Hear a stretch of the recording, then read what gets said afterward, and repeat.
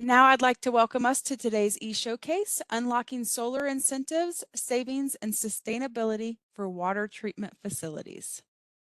I'd like to thank today's sponsor, Nelnet Renewable Energy. I'd like to welcome Lewis Butler. Lewis Butler is the Commercial Sales Manager at Nelnet Renewable Energy. He serves as a board member on a number of trade associations throughout the Midwest. Okay, Lewis, I'll pass it over to you. You can take it from here. Thank you so much. Welcome. Appreciate everyone's time today. As we've said before, my name is Lewis Butler. I work for Nelnet Renewable Energy in our C&I division and oversee our sales team. Who is Nelnet Renewable Energy is, I think, an important thing to kind of discuss. We've been in the solar industry for the last 10 plus years. Nelnet is a publicly traded company, so we've been around for a long time, and we plan on being in the business for a long time as well. And we have offices throughout the Midwest and the coast, going from New York to Colorado. So I know there's people on from Illinois and Wisconsin, and maybe you even work for another solar developer. We'd love to talk to all of you to see if maybe we might be able to help you out there. I've been in the industry for about 6 years now. So in solar world, that's starting to become a pretty seasoned veteran. So hopefully I can answer most of the questions that people put into the chat, or we can connect at a later point in time here. So what's on the agenda today? The first thing the legal team would love me to say is we're not providing tax advice. We're not providing legal advice. We're not providing any accounting advice. So, consult the relevant professional there. I'll give you my best good faith answer on many of these topics, but we should always verify those. The meat of the presentation is just where are we at today? Why do we think that this is an important topic, specifically for this audience at wastewater and water treatment facilities? What do we think is going to happen in the future of energy? And then the second half is if we kind of establish that we do think energy prices are going to go up. For example, the Inflation Reduction Act, landmark piece of legislation for the renewable industry, was passed about a year ago.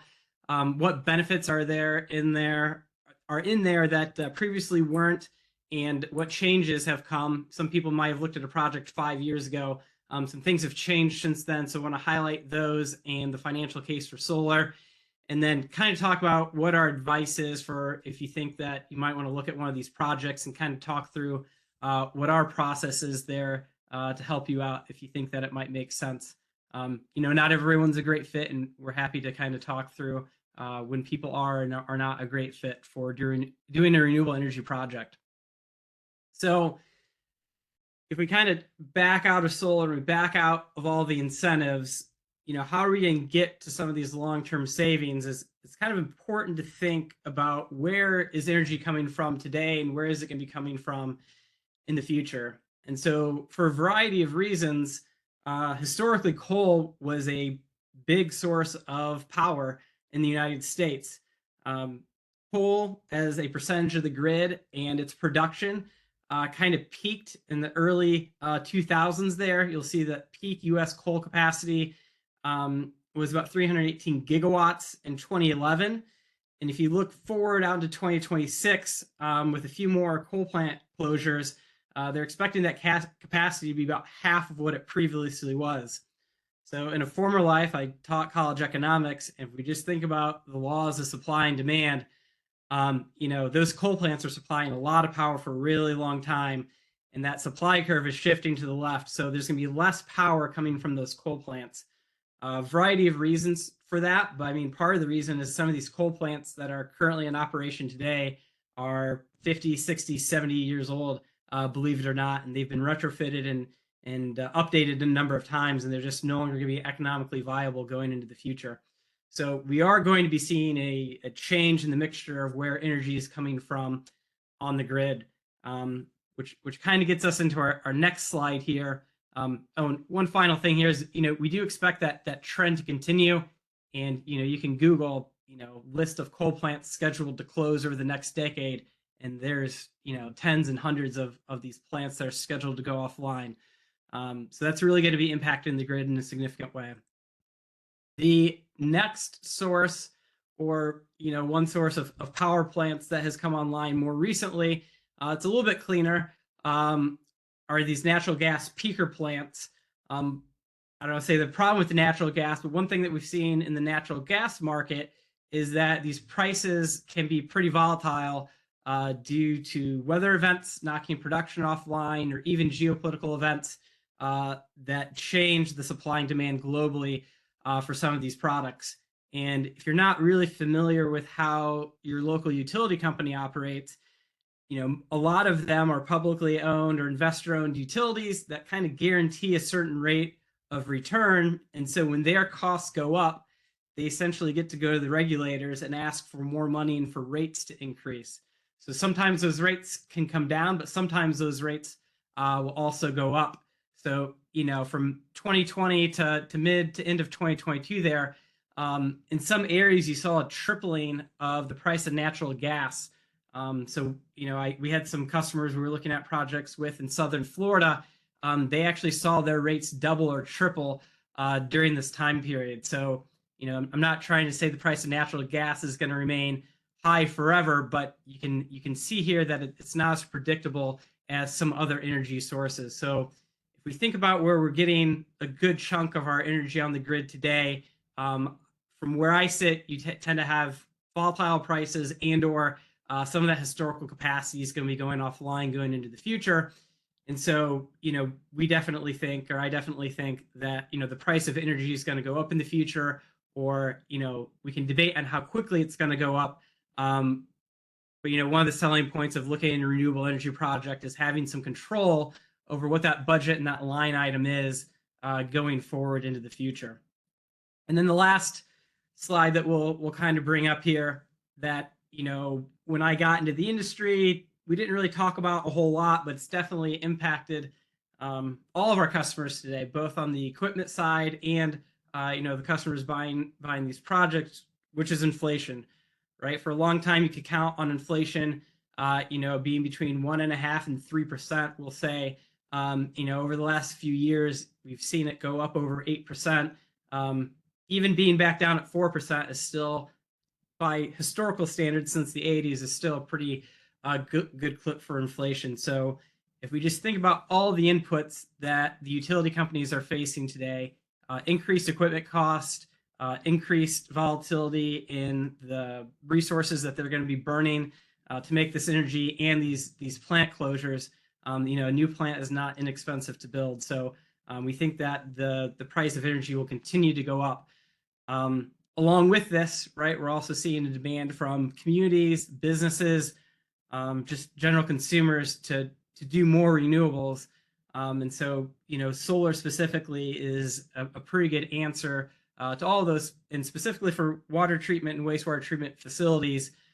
You're usually one of the larger, if not the largest, consumer of electricity, depending on where you're located at and who's on that local grid. So it's definitely not something where you can install a couple of LED light bulbs and get away from that usage. So that's why we think that is a good market and a good reason to be having this conversation here today.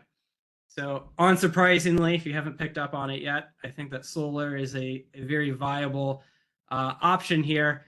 It's become pretty low cost over the last decade to install and maintain. You can sign pretty long-term contracts either to purchase the energies from these arrays, or if you want to do an outright purchase, you can pretty much lock in your cost for the next 20 to 30 plus years. And once you've paid for the system, you've essentially become inflation proof as well. So the talking points here on what's driving these financials is the Inflation Reduction Act that passed. There's a variety of state and local incentives. I'm usually pretty good on most of those in most states, but someone might be able to play gotcha with me here later on. And then the other thing that's really happened over the last, say, 1 to 2 decades is, as more renewables have come online, they've become more accepted into the mainstream. You've seen the entire ecosystem around these projects also build up, either insurance or financing, or what happens at the end of a project life cycle and it needs to be decommissioned, or what is and is not stated in some of those contracts. So the industry has really changed and evolved a lot. And kind of grown up a lot over the last couple of decades here, which is definitely exciting. So, the big talking point, for many people in the industry, about just over a year ago, a year and a half ago, was the Inflation Reduction Act passed, and it set the floor for the tax credit on a renewable energy project at 30%. So we have an example up here on the screen that shows 40%, and we'll talk about that in a minute. But for a $2.2 million project, in this case, a 40% tax credit is going to be $800,000, $900,000. 30% of that, you're looking at $600,000, $700,000 of a project is basically guaranteed to be coming back in one form or another. And before the Inflation Reduction Act, that tax credit was set to step down. It was at 30, say pre-2020, it was going to go to 26, and then 22, and then down to 10. So that tax credit going back up to 30% is really provides a lot of predictability, say over the next 5 to 10 years, about what you can expect to get. So you're not necessarily under the gun to make a decision, say by the end of a particular tax year. And then it also added in a variety of adders. So it used to be, it added in a variety of adders. So depending on where your project is located at, you might be able to get a 10% adder for being in an energy community. And if you connect with us after the webinar, I can send you a link and we can talk about whether you qualify or not. There's a whole bunch of other carve outs, but if we can also get specific domestic content adders, that's potentially worth another 10%. It's pretty hard to get those, but you can stack those on top of one another. So this particular system, I believe this is in Indiana, they fall into an energy community, which gives them another 10% or another $220,000 towards their project. So that's been pretty beneficial in figuring out how to cash flow these projects and bring some of those payback periods down just a little bit. The other thing that was included in the Inflation Reduction Act, which wasn't there previously, was the option for direct or elective pay. So for pre-Inflation Reduction Act, you had to be a business or an individual that had taxable income, essentially, to enjoy that tax credit. So if you're owned or you're run by a municipality, you didn't exactly pay federal income taxes, which meant you had to enter into some other financing mechanism to get part of that 30% federal tax credit, or where the number was coming back to you. Starting with the Inflation Reduction Act going forward, you have the option to file for what they're calling elective pay, or what we refer to as direct pay, where if you file out the correct forms, I believe it's like a 990T, with the IRS and kind of register your project, the federal government, once you file the paperwork and they process it, will actually send a check back to any nonprofit organization, which definitely includes municipalities. Kind of like in classic Washington fashion on this one, they passed the legislation and then they've been catching up and writing the rules ever since. So we got a little bit of guidance in the spring, got a little bit more guidance going into summer there. We're hoping for some final guidance on the line by line instructions here before the end of the year, but that is definitely written into law, and we think that the proposed rules around that provide a pretty clear path forward. So, from our vantage point, that predictability on the tax credit and that option, if you wanted to take it for direct or elective pay, is very, very, very beneficial. So, that's kind of like I guess before I get into this slide, a project like this is kind of the base case. There are no local incentives. There's no rebate coming from the utility company. This is eligible to anyone in the United States. It doesn't matter whether your state likes renewables or doesn't, or your utility is favorable or not favorable. You can count on that 40%, or excuse me, 30%, potentially more, before you even account for any energy savings there.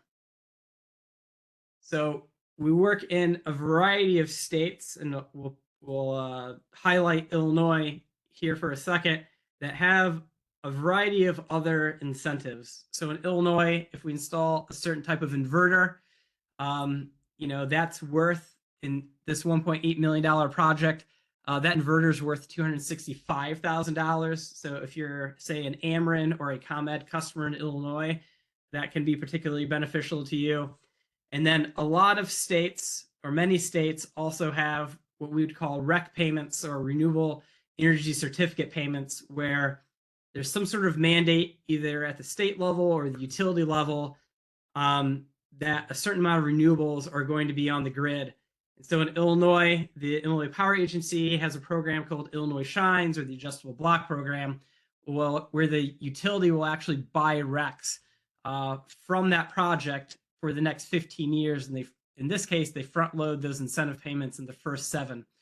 So you can see this $1.8 million project minus the 30% federal tax credit, minus some of these incentives. And this is not in all cases, this is a very good example, right? Can get the net cost pretty close to zero or significantly reduce it. And then from that point forward, once you get that project paid for, you're enjoying energy savings over the lifetime of that project. And we can answer some of these questions later. We're normally projecting those savings out over a 25+ year lifespan, depending on the warranty and the expectations on the equipment that we're installing. So you can kind of see here the range of what these projects look like. And then whether or not a project is a good fit or not is really going to depend on a few factors. But one of them is going to be, how much are you currently paying for electricity, and what do you think is going to happen to that rate in the future? We find that projects on the coast tend to have a lot more expensive electricity than folks maybe in the Midwest. But we're also seeing a lot of rate changes happening in the Midwest that originated on the coast, and they're working their way in as well. So the 2 examples that I just showed there were highlighting what happens if you have the cash sitting in an account somewhere, or you're going to go out and do a bond to raise those funds, and what happens if you were to pay cash. An alternative to that direct ownership model, and in that direct ownership model, we need to figure out the financing, where that money is going to come from. Unless you sign an O&M agreement, you're on the hook for operation and maintenance and the production of that array over the long haul. Not everyone wants to understand and get their boards comfortable with the incentives. You may or may not want to wait on that 30+% check coming back from the federal government, or you may not want to have to deal with long-term operations and maintenance of the array. In that case, the power purchase agreement or some sort of lease has been very advantageous historically. Someone like Nelnet, we own and operate a number of arrays. We will come in and we will own that relationship from initial design to working with you and the maintenance team and the board and the financing, to building the array and then owning it long term over the next 25+ years. And so what we would do is we would look at the project economics and come back to you. And I think in this particular example, which is independent of the other ones that I showed, we are able to offer this municipality power at 4.5 cents, right? I think they're currently paying, it must be 6, 7, 8 cents per kilowatt hour. So there's no money out of pocket. There's essentially no risk on the behalf of the municipality, and we're just offering a lower rate than what the utility is, and we're going to own and operate that array. And then, if the array stops producing for some reason, we essentially stop getting paid. So we're very incentivized to keep what is essentially an asset to us up and running over that time period. And the municipality or water treatment facility, you just get a bill from us like you currently would get one from your utility company. So what does this process look like? And I saw a question earlier talking about putting energy back out onto the grid versus self-consuming. And this is one of these questions we dig into on the sales side. How do we determine whether or not a project's a good fit? How do we decide what a PP8 rate is? Where do we start? Well, obviously get in touch with me and our team would be the thing that we would love to do. But almost any company that you work with is going to follow a pretty similar process, right? That's going to be looking at your historical usage. So at minimum, we want to look at the last 12 months of your utility bills. And that's going to tell us a lot of information. It's going to tell us what your current usage is. And then if we're on it, we're also going to ask if you have any plans for expansion or if you're going to be decommissioning any equipment.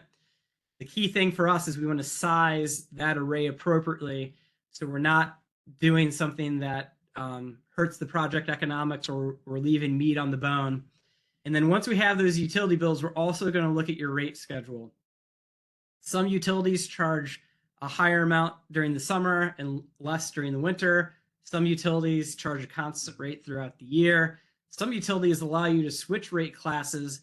And so if you do a solar project, you also might have additional benefits from switching the rate that you're currently paying for power on. So part of our diligence process is just analyzing your current bills before we even talk about what's going on with the solar project.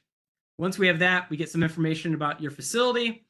And then we're going to go to our engineering and estimation teams, and we're going to kind of bring all of these different pieces of information together. We're going to say, how much are you currently paying? What space is and is not available? What is your utility company's policy towards renewables? So someone had a question, does that ever make sense to put energy back out onto the grid? That really depends on the utility company. In Illinois, we're fortunate to have what's called net metering on an annual basis. So if you overproduce during the summer, it goes into a bank of credits, and you can use those credits at night, during the winter, on low production days. So in Illinois, if there's enough room, we can really size an array to what you're using on an annual basis. I think I saw someone that had registered here. They were from Wisconsin. Wisconsin has a few different utilities, and they may not give you credits that you get to roll forward over the course of the whole year. They might only let you use those credits kind of month to month and true up on that basis. And it will even vary in between states. So it's really hard to give a generalized answer there, but it's part of our diligence. And, we would size a system differently for someone who's on an investor-owned utility in Illinois than if you were on a rural electric co-op in Iowa, for example. It's not to say that either project is good or bad, but there are differences in how we're going to approach those.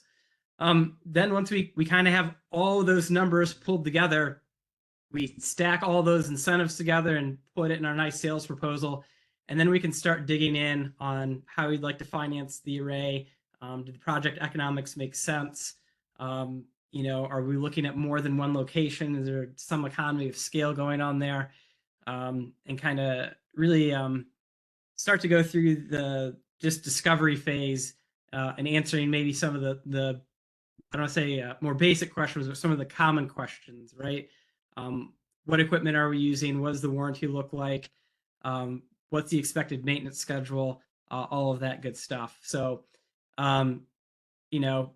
while it sounds like I just listed off about 80 different things that we're going to look at, usually by the time we have the utility bills to we're back presenting what we think is going to be a good solution, you're looking probably about 2 to 4 weeks if you want some pretty hard numbers on projects like that. So there's a whole bunch of stuff in this slide, from how we get our production estimates to whether or not we need a fence and setbacks and how close to the, are you going to be using those drying beds going into the future, and can we put some arrays there, or do we need to float it across the pond? Or, there's always a solution for any problem. It's just how much is that solution going to cost there. So I've left, I think, hopefully about 15-20 minutes here for questions. So I think that Joy is going to help me filter through some of these questions as I look through the chat here as well. Please put questions in the chat, and I'll get to what I can answering on the webinar here.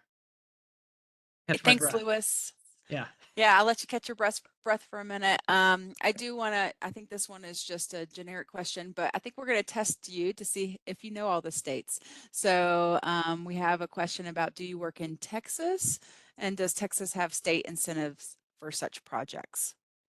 Yeah, so we currently don't have an office in Texas. However, just because we don't have an office there doesn't mean we won't work there. It really depends on the size of the project or scope of the project. And if we're not interested, I do feel like I know a few good solar companies that are down there. Um, Texas, to the best of my knowledge, does not have a state-based incentive that covers the entire state. I think, and someone can correct me if I'm wrong, I think in Texas you end up with more of a utility company by utility company um, incentive program, and the incentive programs tend not to be, say, as rich or as lucrative as, say, a state like Illinois. Now, that said, you get different amounts of sunlight in different states. So obviously, the irradiance or the amount of sunlight available in Texas is a lot better than it is for me here in Michigan. So even if there aren't large local incentive programs, if the project is low cost enough or you can produce enough power for a given amount of equipment, those projects can still make a lot of sense to look at there. So Great, thank you. Yeah. Yeah, I think these came in around slide 7. I'm not sure if you've addressed it since, but it had said, thank you for speaking on this important topic. Would you be able to speak a little bit more about financing methods and technology to fabricate solar panels? Yes, I can definitely answer the financing methods question. Um, if you have a particular use case, I probably have a particular financing mechanism. So in some states, for example, they don't allow power purchase agreements, but they can do an equipment lease. Or if you feel like you may not be able to go out and get a bond on the ballot or whatever you need to do there are other sources for funding these projects that are, in my experience, lower cost than, say, if you were to go to your bank. They tend to be relatively low interest. So there are a variety of lease and power purchase options that are available. If we kind of pull back the curtain here on what's really going on for projects that aren't owned directly by a municipality or the entity itself, there's two things that are happening. One is those tax credits need to be monetized in some way, shape, or form, the tax equity piece of it. And then the project also has to be financed in some way, shape, or form. And so, depending on what your goals are, that will inform the financing mechanism. So, if your municipality would prefer to maximize their long term savings, you want that financing instrument to be as short as possible, knowing that you may not be cash flow positive in the first 5, 10 plus years of that project. If you're just looking to save money today and every year going forward, you can do that. It's just going to limit that long-term savings because you're essentially financing that project over a longer life cycle there. So, and even a power purchase agreement, we have 25 years as the example. Power purchase agreements, they can be for 20 years, they can be for 30 years, they can be for 25 years plus an option to add on for another 10. Even within these specific financing alternatives, you can negotiate terms that make sense for what your organizational goals are. On the second question, technology used to fabricate the panels. I know the basic components, but I just came back from the industry trade show out in Vegas. There's a whole bunch of people way smarter than me on this topic. I can talk to you about warranties and the quality of products that we're installing, which we would consider bankable and have good warranty standing behind them. But I can't tell you about all the robots and glues and back sheets that are getting used to put everything together right now. Great, thanks so much, Lewis. Yep. After that question came in another one about, I think you had mentioned something about adders. So are those adders things like being a disadvantaged community? Yeah, so this is probably one of those questions it's good to take offline a little bit, but in the Inflation Reduction Act, there was a carve out, say, for tribal projects on tribal lands. If you were in a low to moderate income community, was a carve out. If you're in an energy community, that was a carve out. There's a domestic content carve out. Some of those are easier to get, like the energy community. There's a map, your project's in the shaded area in the map, you are good to go. But like the low to moderate income program, there's a specific amount of capacity available in that program. Most of it is being allocated towards residential projects, which leaves a very small subset available for anything else. And kind of what we're hearing in the industry is there's going to be a lot of people hoping that they get that. So it's something we can certainly look at, but if that's a particular bucket that we're looking at for a particular adder, we would really probably heavily caveat that. And then that's also where like I have other really smart people on my team, right? I'm one guy. I got a team full of engineers. I got a team full of people analyzing the tax code to provide general guidance on how we're going to look at projects. And happy to dig into that more offline. I think that question came from Amy. Thanks, Amy. Go ahead and add your email address in for everyone as well. I know it's on the screen there, but I put it in the chat just in case they wanted to reach out to you directly. Perfect. Thanks, Lewis. Next question. Is there a minimum take or pay in a 10-year contract? Not sure what that question is asking. If you'd like to, we can get some follow up on that. That would be really good. But basically, if someone wanted to do a 10-year contract, there's no reason why you couldn't do a 10-year contract. So Clovis, if you'd like to elaborate a little bit on that question, I'll look for it in the chat box and then we'll move on to the next one. Sorry, I don't know what all of these abbreviations are, so I'll just say them. Are ITC IRA incentives available for upgrades like inverter upgrades to existing PV systems? Yeah, one way that I'm going to make money is I'm going to come up with a dictionary for all the acronyms in solar. And if I said any previously, I definitely apologize. So the ITC is the investment tax credit. That's the 30% that was part of the IRA, which is the Inflation Reduction Act. I don't. This is where I probably should just not comment formally on this, and we should take this offline. It probably just depends on what's happening with the project and the specifics. So I would say get a hold of me afterwards. I don't know if I want a recorded version of me taking a stab at this one. If you're installing a brand new system, yes. If you're adding storage, I think the answer is probably yes. But if it's just an inverter replacement, I'm not quite as sure on that one. Great, thank you. I have another question that asks if you help other type of end users who have high energy use other than water and wastewater treatment plants. Yeah, we definitely do. So, I did a big project for a pet treat manufacturer. Yeah, so anything industrial, anything manufacturing, wastewater, schools, universities.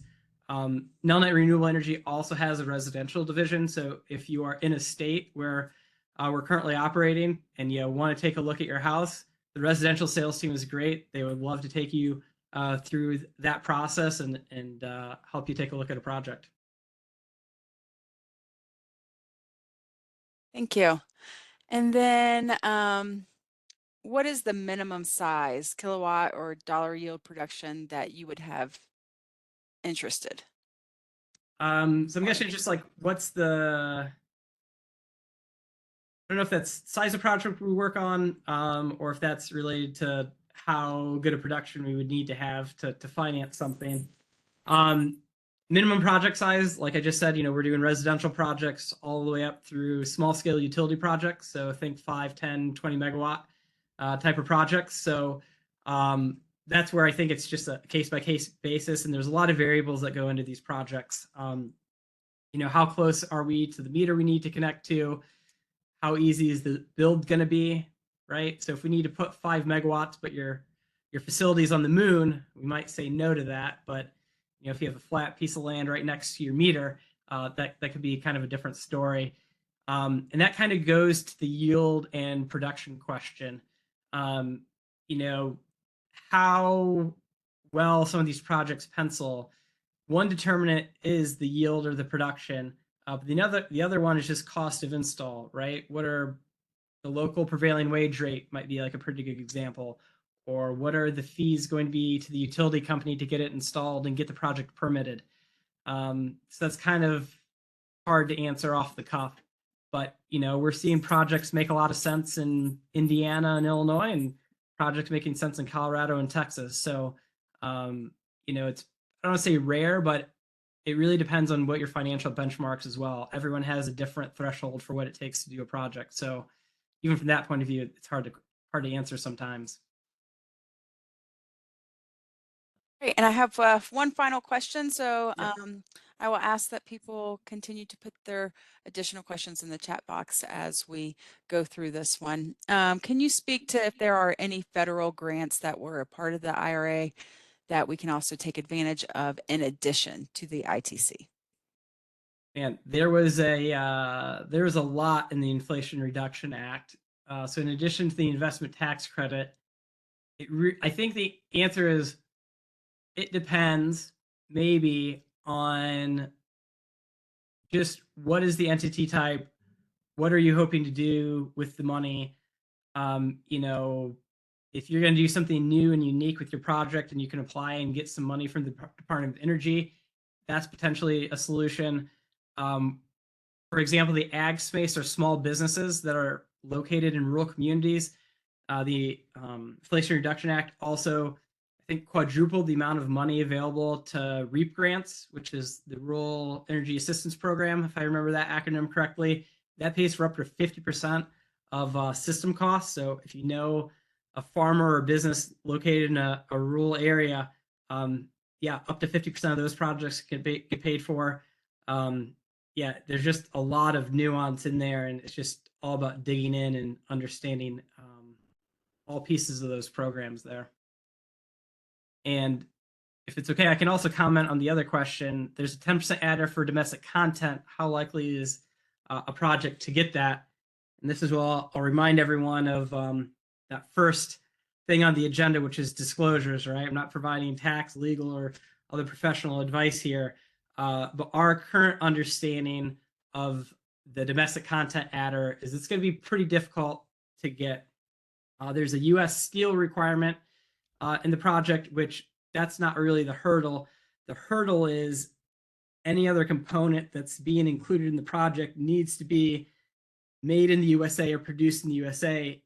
And most people's readings of that is if any components are imported, that's really going to kind of negate any of the assembly or rest of the production happening in the US. So our current talking point, not even guidance, right, is that that's kind of going to be an uphill battle.